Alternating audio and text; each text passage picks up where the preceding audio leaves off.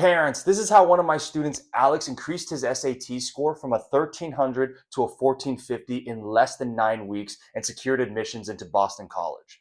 For those of you guys who don't know me yet, my name is Jared Wynn. I'm the founder and director of Geometry Guru's SAT Prep, and at this point in my career, I've helped hundreds of students increase their SAT scores so that they can go to their dream colleges or qualify for scholarships. In every single video that I post, I give you guys one actionable step to increasing your team's SAT score.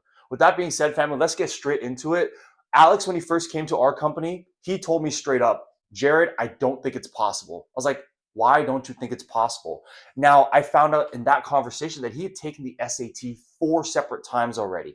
Every single time he got 1300, 1300, 1300, 1300, despite doing all of the traditional prep ways that so many students are using right now.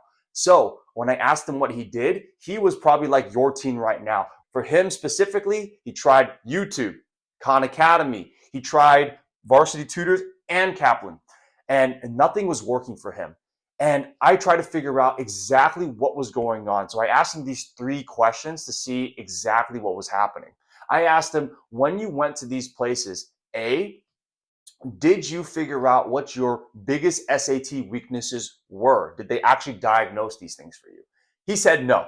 And then I asked him, okay, so did you get targeted practice based on your weaknesses? And I already knew the answer to this because if he didn't have step 1, he can't have step 2.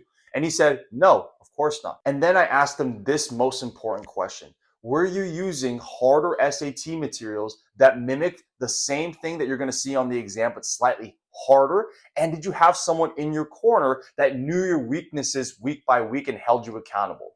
And he said, no. So I was like, okay, well then no wonder you didn't get that 1450 that you're looking for Boston College. And there's no wonder why you don't believe that SAT prep can actually help you, because you've gone through so much stuff that is just pure junk. So here's exactly what we did for him. First, we did a comprehensive diagnostic on him so we can see exactly which of the 64 SAT concepts was he spending too much time on the exam, which ones does he just not understand, and most importantly, what are the silly mistakes, the mistakes that aren't really mistakes. What I mean by that is this, family. Most students, if they're scoring around a 1300 range, they already know 49 to 52 of the concepts that are going to be on the exam. But they spend so much time, just like in these traditional prep methods, just doing everything, just working on everything. And what happens is they end up wasting time practicing things that they already know how to do. Right? So that just burns hours and hours of his time. Alex is a varsity athlete. He was in internships and he was also doing APs as well. Okay, so he did not have time to just do things for the sake of doing things. Okay, so once we understood which of the 64 SAT concepts we needed him to work on the most, now we gave him real SAT problems that mimicked the same exact problems that he was struggling with on the diagnostics. Right now, the reason why this worked is because we were able to give a consistent plan. Alex did not have a work ethic issue. He was obviously willing to put in the work if he was doing these traditional methods, but everything he was doing was not targeted. Why? Because they don't understand what his true weaknesses are.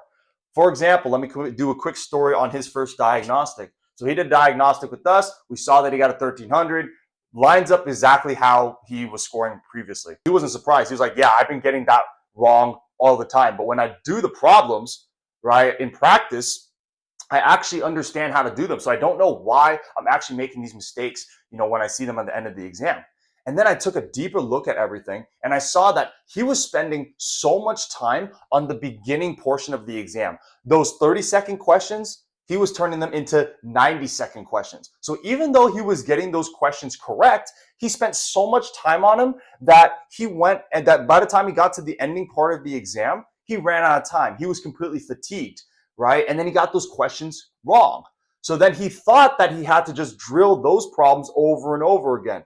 But the reality is he already knows how to do these problems. He needs to do and practice those beginning problems that were taking him so much longer than he was really supposed to. Okay, so that just goes to show you how much a bad diagnosis can affect your entire training. As a result of that, he raised his score 150 points in less than 9 weeks. But most importantly, he was able to get into Boston College, his number one school on his list.